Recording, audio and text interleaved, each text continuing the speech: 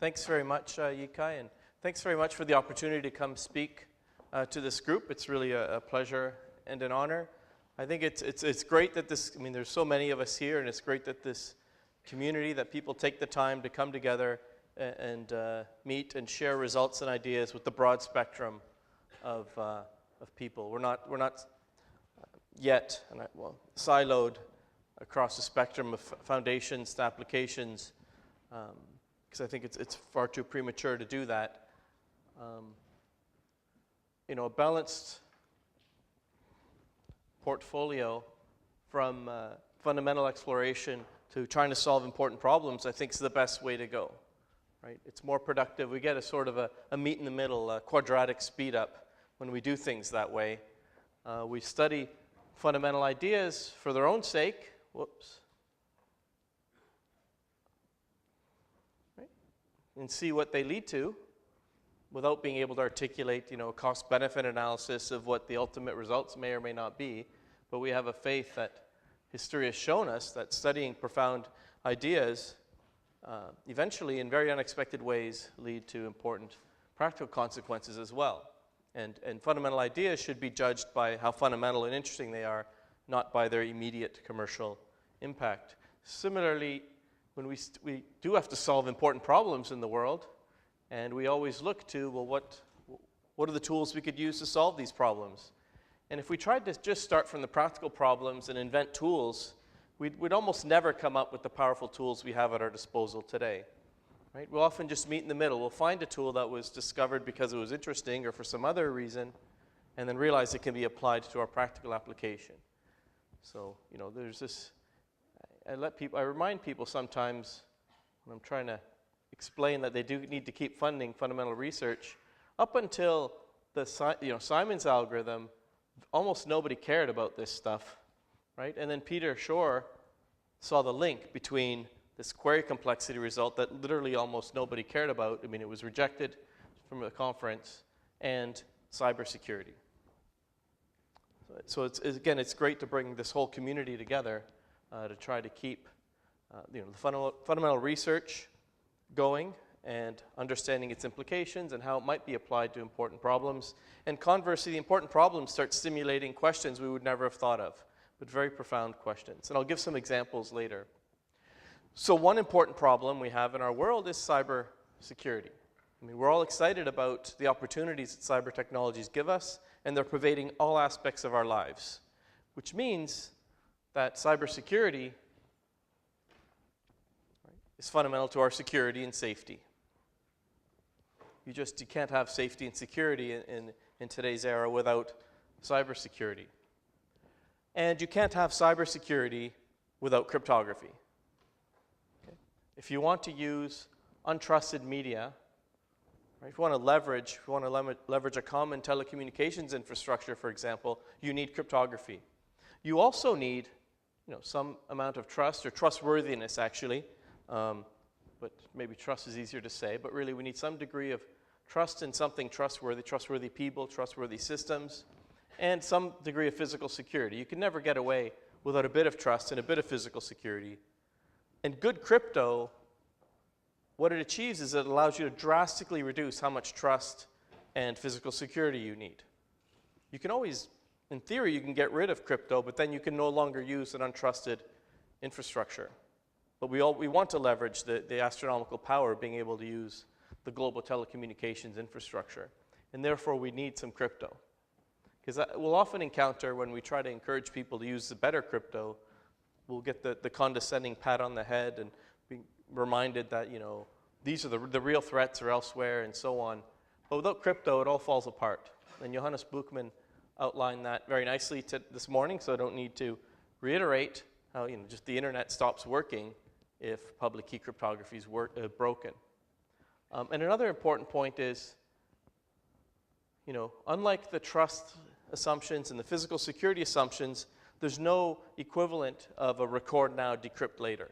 So we do need cryptography to be much more robust, in a sense, than these other assumptions. The risks to trust and physical security are typically much more ephemeral.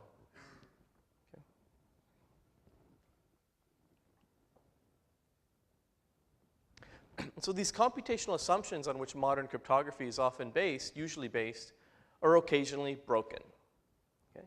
The chance of it happening in any given day is maybe not so high, but this has happened. So an interesting example historically, predates modern cryptography. There's the movie many of us have seen, The Imitation Game. That was encrypting, as you saw in the movie, tactical information. Where's the U-boat going to be this afternoon?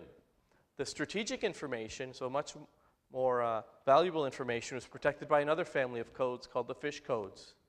Those were also broken by a British scientist, Bill Tutt, who actually moved to Canada from Toronto, and then he was headhunted to Waterloo and helped build up our math faculty, where the IQC, where I work, is based. And an interesting point is Colossus, the first electronic computer, was built to implement his cryptanalytic attack. And one of the reasons I'm mentioning this is most people had never heard of Colossus because it was kept classified, dismantled, and in England, United Kingdom, chose not to build a computer industry, which in hindsight, I would conjecture was a mistake. Okay. So we may face a similar challenge today when quantum computers are being built and people are asking, but won't they be heavily restricted and controlled, or won't the progress in quantum computing be stalled? That would be a mistake, for obvious reasons. However, one of the applications of quantum computing, one of the unfortunate implications is that it'll break public key cryptography as we currently know it. It'll also seriously compromise symmetric crypto, though it's a bit easier to fix a symmetric key cryptography, but non-trivial. I saw one of the posters, or a couple of the posters, addressing that. That is important work to be done. Quantum attacks on symmetric key cryptography. And it's really great to see some really top people looking at that already. So there's a new computational new paradigm for physics, a new paradigm for computation, which has very unpleasant consequences. And what we notice is, it's normal in human history that when the consequences are unpleasant, we tend to ignore those things.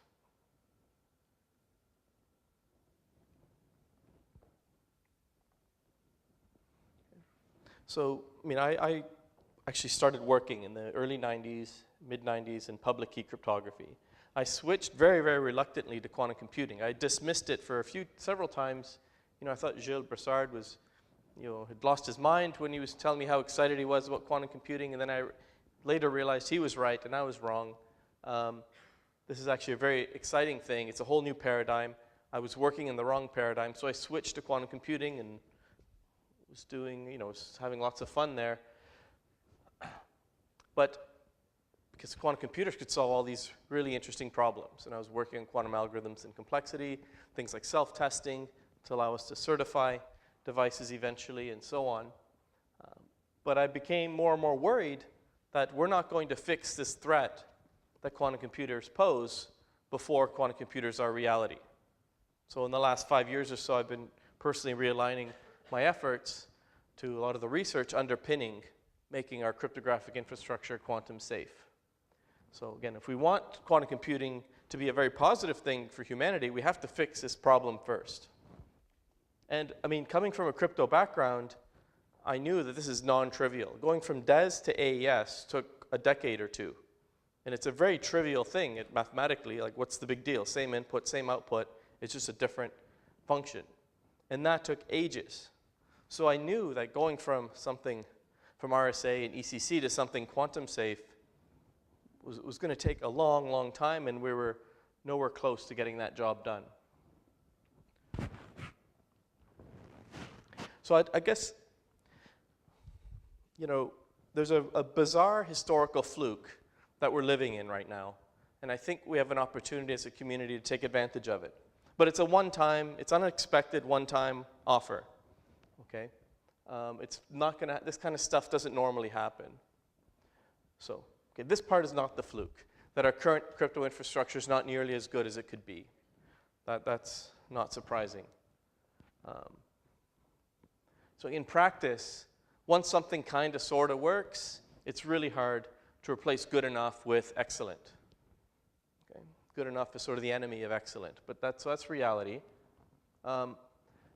But with the historical fluke, it's just a fluke that Peter Shor figured out that quantum computers, should they be built, would break public key cryptography. The way it should have happened was we didn't realize that. We built quantum computers so we could simulate materials and simulate drugs and so on, and then somebody realized, who knows, actually we'd probably realize it as the internet collapsed, that they break public key cryptography, and that would be a catastrophe. And it's not, that would take decades to recover from. But fortunately, that didn't happen. Peter discovered this decades before I would have thought it would happen. And that gives us a great opportunity. Okay? So it's now giving us, it let us know we have to fix the crypto toolbox. So it's no longer, if it ain't broke, don't fix it. It's going to be broken. We have to fix it. So we're going to inevitably, whether we like it or not, fix the toolbox. And while it's open, and since it's open, a decade or so more before it's really needed to be completed, there's an opportunity to do it right, or as close as we can get to doing it right. The longer we wait, the more it's going to be like, stop, keep it simple, let's just get it done. Forget about the fancy stuff, let's just patch it up, because things are going to break. So we have a chance. There's still time to plan it out semi-methodically and rigorously. So now's really the time to get better crypto functionality in and better crypto tools in. In particular, for example, QKD. Okay, so if things are working, as people who work in QKD know, it's really hard to say, look, QKD is better than what you currently have. What you currently have isn't broken, but it might be, so use QKD. That's just a really, really hard business case. But since we have to retool anyway, why not make QKD one of the options that customers, clients can use? That also means we have to move fast. We have to articulate what QKD means to practical systems now. So then we can make sure that QKD is an option in these systems that are being designed and deployed over the next 5 to 10 years. It doesn't have to be fully, ready. Not the full, functionality of QKD doesn't have to be deployed yet. Ultimately, at the protocol level, it's just a black box that generates key through an authentic channel. And in parallel, of course, we're going to make that black box more and more efficient, cheaper and broadly available. But that doesn't prevent us now to design it in to the system. So back to the question of how soon do we need to worry? Because in the 90s, people decided they could put that off to retirement. So I've been using this slide for a few years now, but I think it's so fundamental it's worth repeating every time. Because the bottom line is people choose to keep waiting, and I think that the wait and see approach is over. You have to ask yourself, how long, not necessarily yourselves, but people who are making decisions in terms of security architecture and cybersecurity roadmaps and so on, how long do you need your keys to be secure? Call that X years. How long will it take you to retool your infrastructure? Okay. Call that Y years. And how long before a quantum computer or anything else breaks our current tools? And call that Z years. Because to first order, what people are doing is saying, well, Z isn't equal to 0, therefore I'm going to wait. And that's a completely wrong question to be asking. The correct thing is, if X plus Y is bigger than Z, then you should be worried. You have a problem today. Because for the next Y years, you're stuck with the current quantum vulnerable tools. You either don't do business or you encrypt stuff in a way that you know will be broken at the Z year mark. So at the end of those Y years, you're not providing the X years of security you're supposed to be. Whether you're protecting health information, national secrets, whatever, you're just simply not meeting your requirements.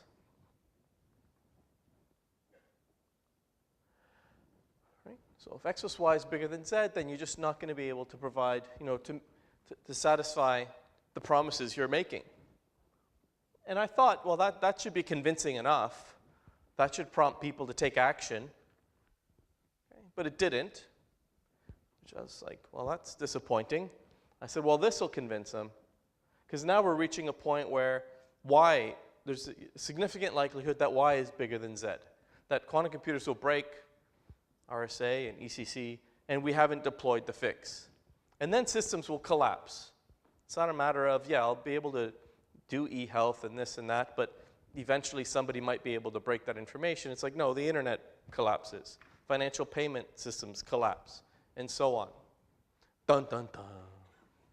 Right? Now you're going to do something. Not a lot of action. And it wasn't because they don't believe me when I say there's a good chance y is bigger than z. It's apparently not their job. It's not the job. It's someone else's job maybe, and it's just this big circle, complicated, directed graph of it's that person's problem, but you can never get to a sink, or you never get to the end of that graph. So I'm trying this now, and I think this is true. If it isn't, we should make it true. I think in the next 6 to 24 months, organizations without a well-articulated quantum risk management plan will lose business to organizations that do.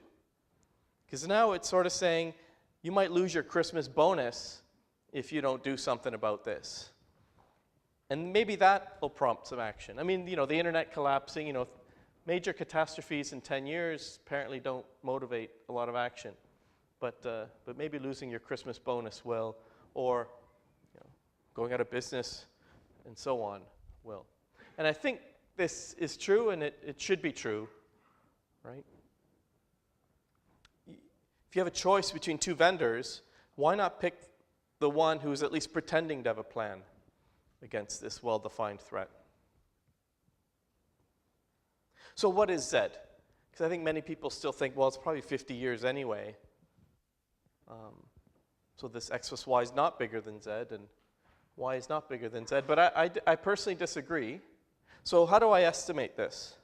Well, first of all, you have to know how big of a quantum computer do you need. And that's a moving target. Yoshi last night showed some estimates that, about 1 billion or 100 million qubits, about a day, should be able to do it. But maybe we could bring that down by some optimizations. Asymptotic complexity gives us a guide, but it doesn't tell us, I need to know, is it 100 million or 1 billion? What happens as n goes to infinities is nice, but that's not the question we need answered if you're asking me this very specific question. So we need a more fine-grained study of the full tool chain between algorithms and physical qubits. So this is one of these questions that are stimulated by practical concerns. So the compilation of quantum algorithms. For a decade ago, most of us kind of dismissed this as a bit too early to worry about. We don't even know what the architectures look like. How are you going to design your programming languages and your compilers? Well, we're starting to know what the architectures will look like. We do need to start thinking about the foundations of quantum compilation. So my research group started looking at this a few years ago, and we discovered all sorts of interesting problems. One thing we noticed is that Solovay-Kitaev might be nice in theory, this polynomial overhead, but to get an n-bit approximation of a phase rotation, say, poly n, Solovay-Kitaev gives you an n to the 3.9 or so estimate, long circuit, to get that n-bit approximation. Information theoretically should be big O of n, like 3 times n or so. And in practice, that's a big deal. So we started looking at this problem of synthesizing things, an arbitrary quantum circuit in terms of Clifford and T, in terms of the fault-tolerant gates we were expecting to get. And we started asking some really non-trivial number theory questions. You can look at the structure of the coefficients of the matrix you want to synthesize. You look at the denominators. Since it's Hadamard's and T gates, you're going to get some linear combination of eighth roots of unity in your numerator and a root 2 to the n in the denominator. That n gives you a lower bound on the number of gates you need. And we're able to turn it into a tight bound and come up with a deterministic algorithm for synthesizing those gates. It's all very surprising stuff. using deep mathematical tools. It also led to a round-off problem. So for an arbitrary, this is for exact synthesis. We solved that problem. And then that also defined a round-off problem, which needed some really non-trivial mathematical tools as well. You know, Peter Selinger and others have done very nice work on this stage. And so we completely displaced Solovay-Kitaev. For Clifford and T circuits, we don't need Solovay-Kitaev anymore. And in terms of optimizing Clifford and T circuits, we just started saying, what does it mean to... So in practice, for those of you who work in fault tolerance, you know that the T gate, the non-Clifford gates appear to be really, really expensive to do in practice. So if you want to optimize your algorithm, you want to reduce the number of T gates, and you want to reduce the so-called T depth. And when we mathematically formulated what that looks like, it reminded me of the matroids my supervisor at Oxford used to tell me about. So this is, in fact, the matroid partitioning problem. So we're applying matroid partitioning theory to reduce T complexity. We came up with a new sort of information theoretic representation of unitaries in order to optimize T depth. And we got, I guess, what you would call a sub-exponential improvement there as well. But there's an information theory result that we came up with underlying that. So lots of interesting questions and developments that help us optimize these quantum circuits, which have an implication for how much resources we need to implement these algorithms. So that's part of the information that goes into the question of how long before a quantum computer will break RSA. I highly recommend this article from our Yale colleagues, because one of the many reasons why practical applied cryptographers have ignored the quantum threat is they don't really understand it, and they don't know how to track progress. You know, they're asking you how many qubits do we have, and what number have you factored lately? Almost completely irrelevant metrics. Okay, as I'll explain. This chart really nicely lays out sort of their 7 steps to building a quantum computer. So first, you need qubits. This is a very open-ended physics question. And then you need to get multiple qubits interacting. That's stage 2. And of course, you need measurements and control theory. You know, you need to be able to do error correction. That's stage 3. And then ultimately, you want to surpass the fault tolerance threshold and get a logical qubit that is long-lived, much longer lived than the physical qubits. That's stage 4. Right? And then scale. You know, you do logical 1-qubit operations, logical multiple qubit, and just keep scaling until you can implement the algorithm you want to implement. So the first stages are very exploratory physics-type questions. Once we meet this middle milestone, it's going to become largely an engineering challenge. So different people, different skill sets, different kinds of problems. Of course, as you know, Schildkopf has emphasized in his talks on this, I haven't seen Michele talk about it, but I'm sure he says the same thing. We're going to keep doing the physics, because if we can come up with a better qubit and better control sequences and better correcting codes, of course, that'll make it much easier to scale. But once we have this fault-tolerant design, then we're going to see an immense effort to scale it. And I'm sure other groups around the world will take that winning design and try to scale it as well. So there'll be a race. And several approaches have met the first 3 and are now working on the 4th.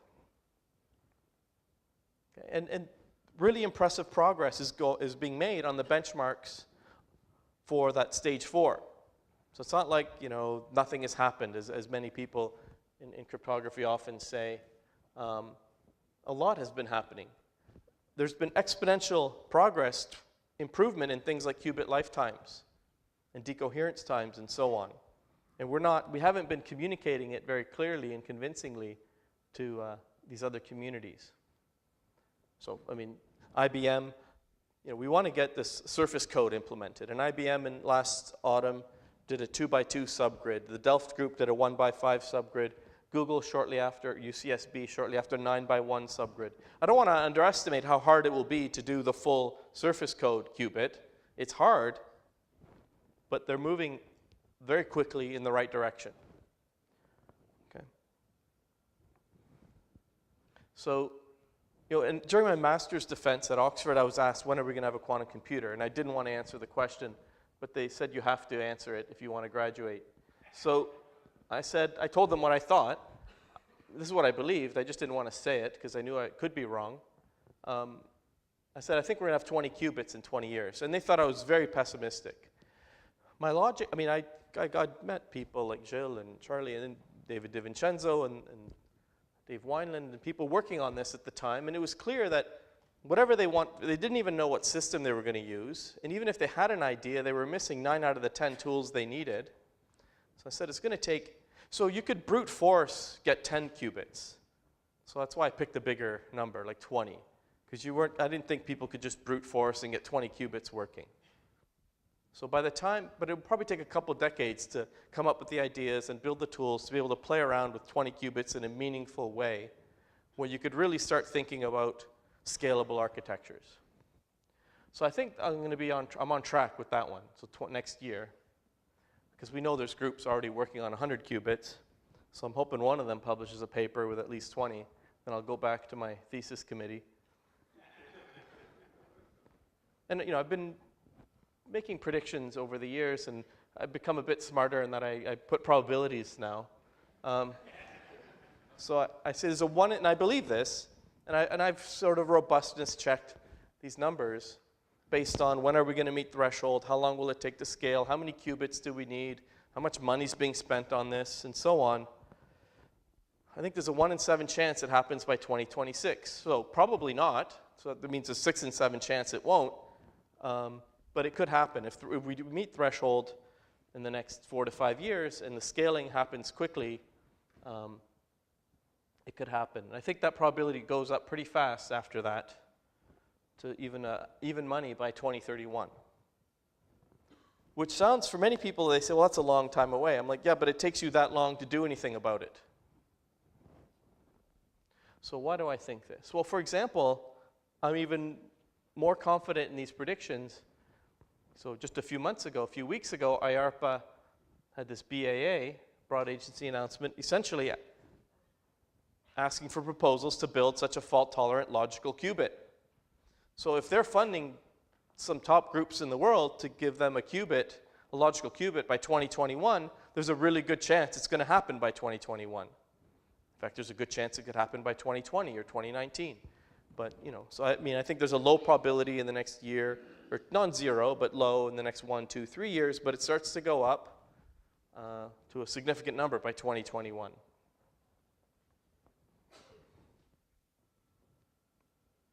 And very interestingly for our field, the NSA has publicly acknowledged concern about quantum cryptanalysis. So there's this famous Suite B, which is a suite of really good protocols that would protect against conventional attacks. But they're saying if you haven't already made that transition, hold off, because there's going to be a new suite of recommendations coming in the not too distant future, whatever that means. But where they're going to be quantum resistant, we hope. This, I think, has brought a lot of credibility for us, because I've been telling people for years, you really need to plan a switch. And then some of them say, but how come Suite B isn't worried about this? Because implicit in that is that the NSA doesn't seem so worried about this. But I am telling them, well, you should be. And now we're sort of saying the same thing. So the bottom line is quantum cryptanalysis is a medium-term threat. Okay? The good news is we know how to fix it. But the worrisome, in theory, the worrisome news is it takes a long time to fix it. So the solutions, as Johannes mentioned nicely, there's 2 families of solutions. Post-quantum, which I think will be the backbone of our next generation cryptographic infrastructure. This will recreate the status quo, right? Where we think they're secure, but there's a small chance they aren't. And there's a really good chance it'll be broken in 20 years. But for most applications, that's good enough. And that's fine. However, quantum mechanics gives us this extra layer, these new tools that we've never had before, never thought we could have before, but will make our cryptographic infrastructure, our information communication technologies more secure than they've ever been. And together they can do things that separately they can't. So we have an opportunity for a much better backbone to our ICT infrastructure than we've ever had.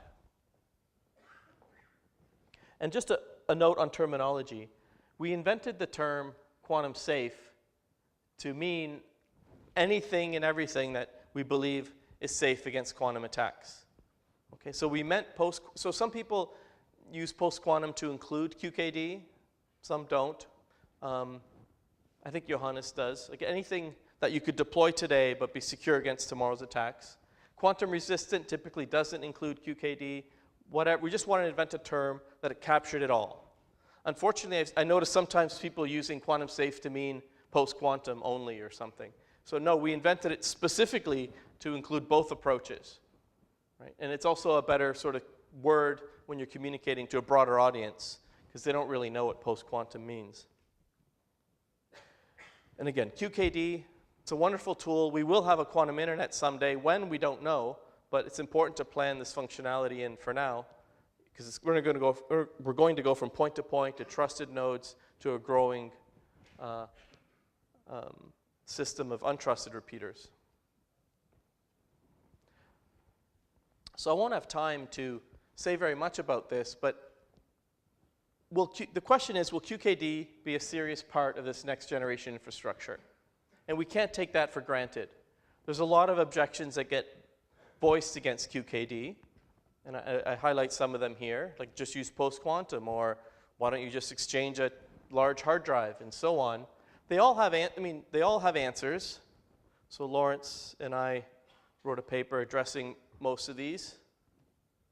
For example, with post-quantum, Johannes has already said it all, I think. Long-term secure post-quantum encryption is a bit of a head in the clouds. But short-term is reasonable. But short-term public key encryption combined with QKD is a wonderful combination. So we should definitely promote that. Because post-quantum is not great if you want to get your chance of a breakdown below 1%. Right? There's always a 1 to 5% chance that these codes might be broken. And it's not good for long-term confidentiality. So this is a great use case for QKD. And Lawrence and I articulated, and Johannes mentioned this nicely, for signatures you only need a one-way function. You don't need a trapdoor predicate. So you can solve your pre-shared key problem for QKD by just using a public key infrastructure for authentication, and then use QKD for your key establishment. Right? Because there's many, many good hash functions. There's very few alternatives for public key encryption. Worrying about things like key leakage. That's some work I did with Douglas Stebela and Berkant Usaoglu. Right? Again, pre-sharing all your encryption keys is very risky if you're worried about resilience to key leakage, for example. So it's another important thing to discuss when people are trying to say QKD doesn't add value. I think that's nonsense. Some people dismiss QKD because they say, look, it's effectively out of band. It's not part of the usual infrastructure.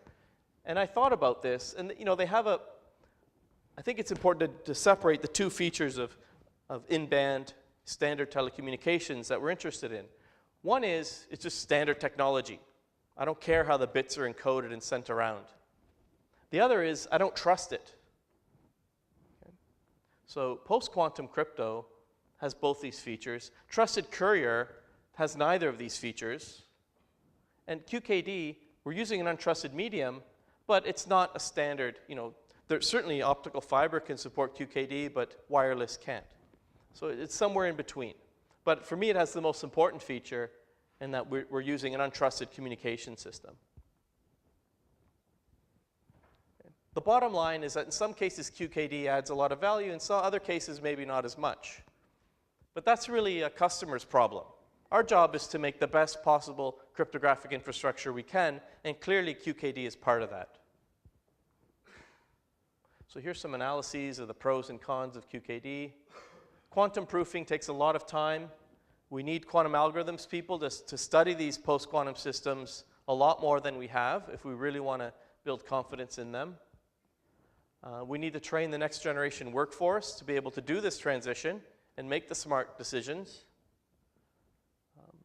Standards and practices aren't ready, but it's really reassuring to see some of the major global standards bodies taking this seriously and studying it, including our hosts here. There's the ETSI workshop next week. NIST has been great. IETF has been thinking about this. The biggest roadblock to quantum proofing or to cybersecurity and privacy in general is that these are decisions. The policy decisions, the business decisions. It's not, the technology is not the hardest, as hard as it is, it's not the hardest part. Until it's smart business to make systems secure and to have privacy enhancing technologies, it's really not going to happen on the large scale. So here's suggestions I often give to try to motivate, movement in the right direction.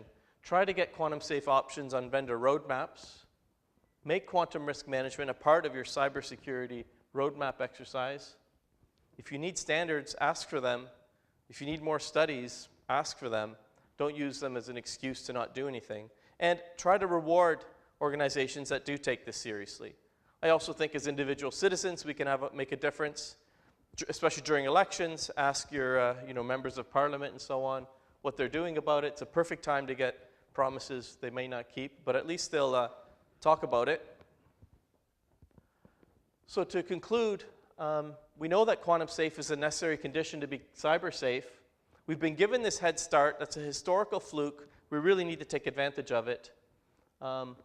Again, the big bottleneck I see is just decisions. Not just getting investment, but just if the governments were to say we want our own systems to be secure by 2025, then that will drive the change that we need to happen. That hasn't been happening yet, but we do need that to happen. And very importantly for us in this room, there's a lot of research, really hard and interesting research challenges that we still have to tackle in order to make this happen. So thanks very much for your attention.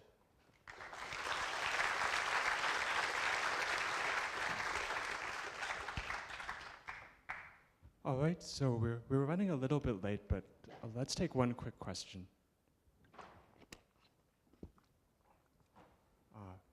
Or if not, maybe we can move to the next speaker, and let's thank Michele again.